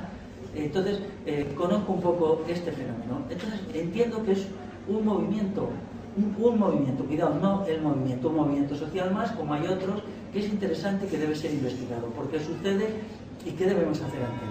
Hasta ahora solo afecta a no mucha gente, pero mi impresión es que irá tomando más y más fuerza en los próximos años, porque ciertamente la ciudad de la modernidad se ha hecho invivible. Se ha desacreditado a varios niveles. Para mí, en primer lugar, se ha desacreditado como centro de cultura y de saber. El descrédito de la universidad, del saber académico, de lo que se entiende por cultura, ha hecho que la ciudad no sea atractiva para la gente joven. Todos sabemos que la universidad no aporta gran cosa, que los centros de saber, de estilo Café Gijón o cualquier cosita así, son pura milonga, y entonces esto arrastra al crédito de la ciudad. En segundo lugar, la ciudad se ha desacreditado como espacio para la convivencia. La sociedad es el lugar de la ciudad, no del lugar de la soledad. No voy a citar el libro este famoso que se ha escrito en Estados Unidos, Solos en la Bolera, que explica qué hacen las ciudades. Solos en la Bolera, el título lo dice todo. En tercer lugar, la ciudad es fea. Las ciudades actuales son feas. Eso es la diferencia de la ciudad preliberal. Las ciudades del siglo XVIII, aunque también eran ciudades, estaban hechas con una voluntad de belleza. Había una voluntad de belleza que las creaba. Si nosotros vemos ciudades del siglo XVIII que se conservan en buenas condiciones, podemos recorrerlas. Si nosotros vemos la arquitectura sin arquitectos del pasado, por ejemplo, la arquitectura negra del norte de la provincia de Guadalajara, podemos recrearnos en la belleza del color negro, en la elegancia con que están hechas las casas. Sin embargo, hoy día lo feo y lo horrible forma parte de la ciudad. En cuarto lugar, la ciudad es el espacio del Estado, el lugar donde el Estado se fortalece y se desarrolla. La ciudad es donde están los ministerios, donde están los cuarteles, donde están los centros de la policía, donde están los centros del adoctrinamiento, la universidad, las editoriales. Todo lo que es atentado a la libertad está en la ciudad. El centro donde se recaudan impuestos, etc. Por tanto, parece que algo ha hecho crisis en el interior de la ciudad y la gente lo está abandonando. Mi posición es que el movimiento de abandono, que gente animosa llega, debe ser apoyado. Este movimiento se diferencia del de hace 30 años, cuando lo llevaban adelante hippies y gente así, en un hecho. Hace 30 años había minorías que huían de la ciudad, pero la gran mayoría iba a la ciudad. Ahora no, ahora hay una gente que se va de la ciudad y la que nos quedamos en la ciudad estamos hartos de la ciudad. Y en segundo lugar, hay una pluralidad ideológica en la gente que decide irse a vivir al campo. Prácticamente la ideología hippie está extinguida y entonces hay gente de muchas posiciones y de muchos puntos de vista. Ellos, creo yo, que necesitan definir metas, definir objetivos, en algunos sitios ya se está haciendo, avanzar más en la reflexión, crear estructuras de intercambio de ideas, pero el día que se haga esto puede ser un elemento de avance hacia una nueva sociedad. Hay otros elementos de avance, pero este puede ser muy importante.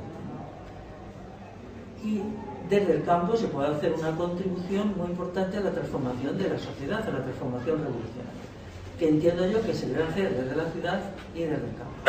Estos pueden dinamizar el campo en un momento y rejuvenecerlo, cuando en general pues lo que queda allí es gente bastante mayor y gente de mediana edad, muy aferrada a la tecnología, al uso de herbicidas, a las técnicas del manejo del ganado impuestas desde arriba, etc.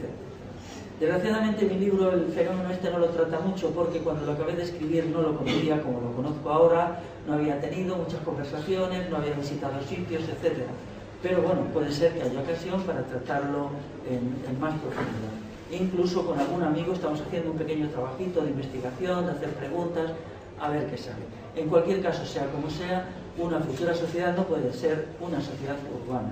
Todo lo que sea una aglomeración de más de, digamos, 40 o 50.000 habitantes no tiene investigación, de hacer preguntas, a ver qué sale. En cualquier caso, sea como sea, una futura sociedad no puede ser una sociedad urbana. Todo lo que sea una aglomeración de más de, digamos, 40 o 50.000 habitantes no tiene sitio, porque allí no se puede convivir y no se puede eliminar las nocividades propias del mundo urbano. Por ejemplo, no se puede hacer reforestación desde la ciudad, porque la reforestación hay que hacerla desde el campo. La ciudad, cuando quieres llegar al sitio, cuando quieres tal, no es posible. El consumo de productos arbóreos recogidos no se puede hacer desde la ciudad, es obvio. Pero también algunas de los tóxicos más fuertes que encontramos en las frutas y las verduras provienen directamente del hecho de que lo consumimos en la ciudad. Si nosotros tomamos una manzana, de los 20 y tantos productos tóxicos que tiene cualquier manzana que podamos adquirir en una tienda de por aquí, la mayoría de ellos no son aportados por el agricultor, sino son los productos post cosechas que es necesario echar para combatir los fenómenos de pudrición y los hongos. Si esa manzana se consumiera al poco de haber sido cogida, no sería necesario nada de esto. Pero puesto que hay que recogerla, llevarla a 300, 500, 700 kilómetros, almacenarla en lugares fríos y luego llevarla a los puntos minoristas, etc., eso hace que haya que cargarla de tóxicos especialmente. Y el poder nutritivo de los alimentos frescos sucede lo mismo. Como sabéis, muchas verduras pierden la mitad de su potencial alimenticio cada 24 horas. Eso sucede con las espinacas. En Madrid es imposible comer unas espinacas, aparte que están cargadas de nitratos hasta niveles peligrosos, pero que no lleven llevadas 3 o 4 días cogidas. Por lo tanto, significa que el primer día han perdido el 50%, el segundo el 50 del 50, el tercero el 50 del 50, el 50, etc., ¿no? En esas condiciones la salud de la gente no puede ser. Una de las cosas que causa las ciudades es una degeneración física bien visible. Primero, porque lo que se come está sobrecontaminado. Segundo, porque ha perdido sus capacidades nutricionales. Y en tercer lugar, porque la ciudad no permite el trabajo físico. Los seres humanos estamos hechos para el trabajo físico. No podemos sustituir este trabajo físico por máquinas. Necesitamos trabajar físicamente, hacer trabajo físico muscular del sistema circulatorio por lo menos 4 o 5 horas al día. Si no lo hacemos así, degeneramos. Nosotros somos todavía la segunda generación que ha dejado de hacer trabajo físico. Quizá no haya una cuarta o quinta generación que lo pueda hacer, porque serán seres degenerados. El trabajo en la agricultura, sobre todo la horticultura, que es la forma mejor de ella, exige un trabajo. Una azada exige esfuerzo. Recoger las cosas a mano exige esfuerzo.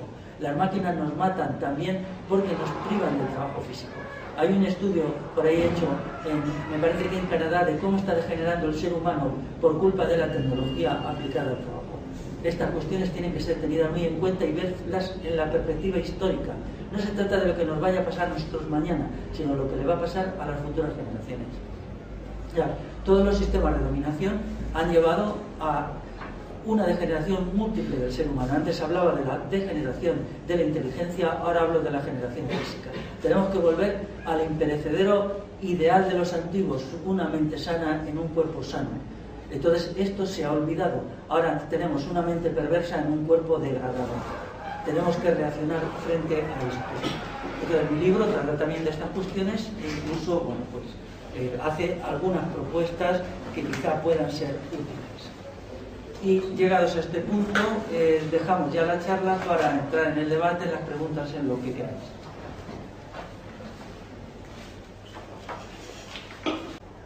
Ahora bien, mi libro no está hecho de una manera a priorista y doctrinaria. No pretendo servirme de este otro acontecimiento para denunciar al Estado, sino que yo intento hacer un análisis objetivo e imparcial de los acontecimientos en el mundo agrario y encontrar el responsable. Si el Estado hace alguna cosa buena, estaría dispuesto a apoyarlo parcialmente, estoy dispuesto. Pero la verdad es que cosas buenas prácticamente ninguna, ¿no?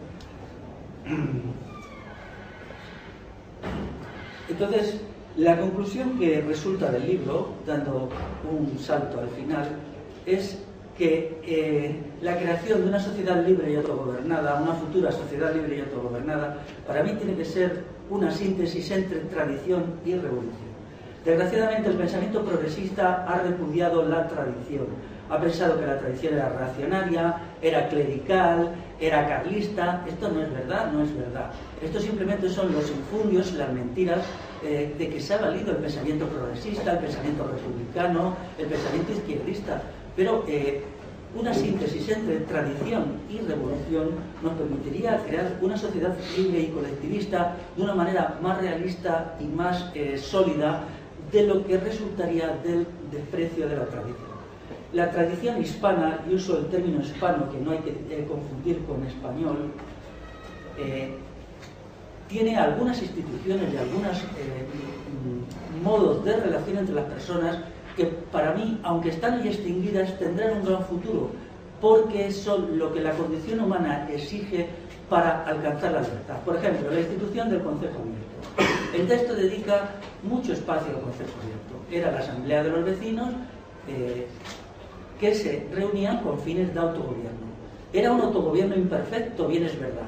Cada vez que pasaba más tiempo era más imperfecto. Pero es muy interesante, hay bastantes estudios sobre él. Ahora, cuando estuve en el País Vasco, allí está muy viva todavía la tradición del Batzarre. El Batzarre es el equivalente al Concejo Abierto. Vamos, Batzarre significa eso, ¿no? Todavía hay aldeas donde opera el Concejo Abierto. La legislación actual, tanto la Constitución española como la legislación foral navarra y alavesa, permiten la existencia del Concejo Abierto para los municipios de menos de 100 habitantes adultos. No tengo que explicar que esto es una falsificación de lo que fue el Concejo Abierto históricamente considerado. Ya es un Concejo Abierto tan disminuido que no es nada. Pero bueno, podemos considerar como una, ¿cómo diría yo? Como un recuerdo de lo que fue. Uno de los textos aquí fue una charla que yo desarrollé en un pueblo de Álava que se llama Urbina. Asistió un pueblo muy pequeño, asistió mucha gente de alrededor. En Álava todavía el 10% de la población se gobierna por régimen de Concejo Abierto. Te presentan lo que es comunal como municipal, simplemente porque ponen al lado municipal. Esto no es así.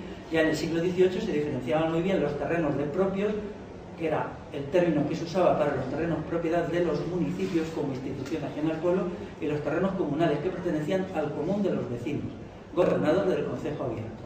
Entonces esta diferencia se ha ido anulando y hoy está ya muy desvalidada, pero básicamente es el Estado el que ha triturado a la sociedad rural. La última gran acción trituradora del Estado, mejor dicho, la penúltima, es el proceso por el cual 6 millones de personas pasan de las áreas rurales a las áreas urbanas en los años 60 y 70. O sea, daros cuenta, en un país que entonces tenía 35 millones, 6 emigran a los centros urbanos industriales de Barcelona, Madrid, Bilbao, etc. Todo esto que se trata en el capítulo 1 del libro, se estudia con detalle, lo hace el Estado franquista, pero industriales de Barcelona, Madrid, Bilbao, etc. Todo esto que se trata en el capítulo 1 del libro, se estudia con detalle, lo hace el Estado franquista. Pero atención, Estado franquista, Estado en lo adjetivo, en lo sustantivo, y franquista en lo adjetivo. Si hubiera habido otro Estado parlamentario habría hecho exactamente igual, porque era una cuestión de primera importancia ese traslado de masas de población. Realmente en Europa se hizo de una forma parecida. Incluso hoy la política agraria común, digamos que rodea de una camisa de fuerza la agricultura, todas las agriculturas que se hacen. Y incluso podemos decir sin ningún problema que la acción del mercado y del capitalismo hoy en la agricultura es de inferior intensidad a la acción del Estado, puesto que los reglamentos, las leyes, las ordenanzas, las subvenciones directas, indirectas, las intervenciones por aquí y por allá, rigen la agricultura. Por lo tanto, cuando se estudia este hecho desde una mentalidad estatalista, que es común a toda la izquierda, a todo el ecologismo, a casi todo él, pues no se entiende nada. No se entiende nada y se buscan, vamos, yo hace poco leía algunos textos también sobre Navarra, de estudiosos cercanos al partido gobernante, y realmente el lío que ellos hacen para tratar la historia del comunal de Navarra es increíble, porque claro, tienen que ocultar la verdad, están obligados a ocultar. Incluso la agricultura actual, el programa agrario común la regula completamente, y la ecológica, los reglamentos, bueno, la reglamentan, aunque sea repetirse, de una manera rigurosa, de tal manera que es una de las acciones productivas más sometidas a la férula del Estado, o quizá la que más, con el efecto que eso lleva aparejado en todos los sentidos. Entonces, es necesario poner las cosas claras. Quien sea estatalista se niega a sí mismo la capacidad para entender el mundo rural. Últimos 2 años, que ha llevado a la liquidación del ecologismo prácticamente como movimiento de base, encontramos lo mismo. Su legicentrismo le impide entender las cosas. El legicentrismo es la creencia de que todo se resuelve yendo al Parlamento, haciendo aprobar leyes que se imponen a través de la policía, a través de la Guardia Civil, a través del SEPRONA, sobre todo.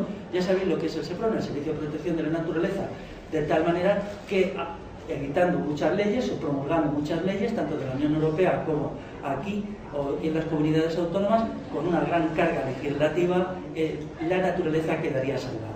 Esto es absurdo, esto es insensato y realmente el problema de la naturaleza es la presión sobre el Estado, la presión que el Estado ha ejercido sobre ella, la manera como el Estado la ha triturado durante siglos hasta llegar a la situación actual. En el libro se exponen muchos casos particulares de este asunto. El más notorio es la destrucción del comunal. La destrucción del comunal, que era tan importante hasta el siglo XVIII, es una obra del Estado. Cuando los historiadores socialdemócratas presentan la destrucción del comunal como el proceso de capitalización, están diciendo una verdad que, al ser parcial y secundaria, se convierte en una no verdad.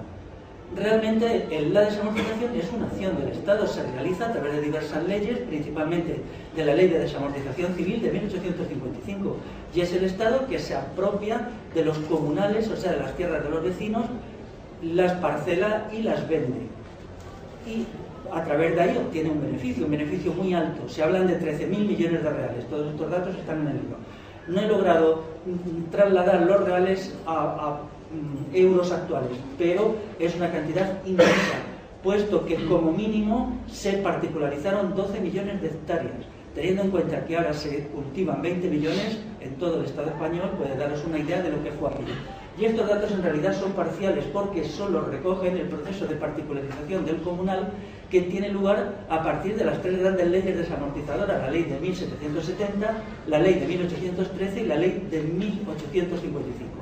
Pero aquellos actos de particularización que se hacen en el plano municipal, es decir, que es el municipio el que actúa como una parte del Estado, o incluso el municipio, ya sabéis que el Estado como aparato, según la legislación actual, se compone de 3 partes, que es el municipio, las comunidades autónomas y el Estado central. Siempre ha sido así desde la Constitución de 1812. Por lo tanto, la acción particularizadora del municipio era también una acción estatal. Y incluso ahora se sigue haciendo, es decir, los municipios, sobre todo donde están,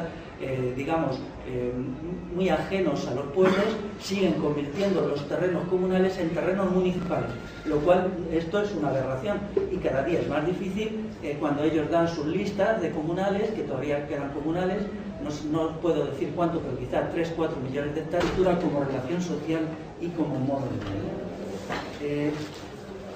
En él se pueden encontrar desde reflexiones sobre el Foro de Madrid de 1902 hasta un análisis escéptico de la agricultura ecológica actual, la agricultura que tiene un reglamento nuevo que va a entrar en vigor en enero de 2009, todavía se rige por el reglamento, como sabéis, de 1991, es el reglamento de la Unión Europea. Entonces, desde 1902 hasta aquí, pues se examinan un conjunto de problemas que afectan a lo que ha sido el mundo del campesinado, el mundo de la naturaleza. Quería decir que el pensamiento libertario posee el acierto, para mí decisivo en el terreno epistemológico, de resaltar la negatividad del Estado frente a las formas de estatalismo izquierdista y alternativo. Cuando yo he estudiado el mundo rural, he comprendido que el gran enemigo de la ruralidad hace 800 años y hoy era el Estado. Hoy nos encontramos con que lo rural no existe.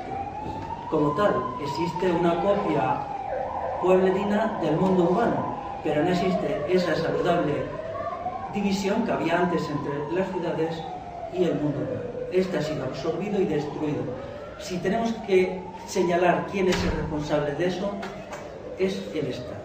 Por tanto, la izquierda estatalista, la izquierda que considera que el Estado es el redentor de la humanidad, y casi toda la izquierda institucional lo entiende así, cuando estudia el problema de la ruralidad no puede entenderlo. Eso es una cuestión muy clara. Yo no soy antiestado a priori, no soy antiestado porque haya leído algún libro de un teórico tal, todos respetables, sino porque la investigación que he hecho me ha llegado a las conclusiones que las causas de las nocividades en el mundo rural y en la naturaleza tienen por causa principal al Estado. Hace poco en la presentación del libro en la provincia de Guipúzcoa estudiamos allí el comunal en Guipúzcoa, sobre todo los comunales llamados parzonerías. Entonces se ve perfectamente cómo la destrucción de los grandes bosques de hayas, robles y castaños que ocupaban algunas partes al sur de Guipúzcoa son estudiados por historiadores socialdemócratas, historiadores que usan la palabrita capitalismo acá y allá, pero precisamente porque son socialdemócratas, porque tienen una concepción estatalista de la vida, no pueden comprender el proceso de semidestrucción o total destrucción de este gran bosque. Porque, claro, ellos tienen que constantemente defender su tesis número uno, que es, como antes decía, el Estado no salva. Si observamos ahora en el ecologismo institucional, que es prácticamente todo el ecologismo, desde el giro a lo institucional que ha dado en los últimos...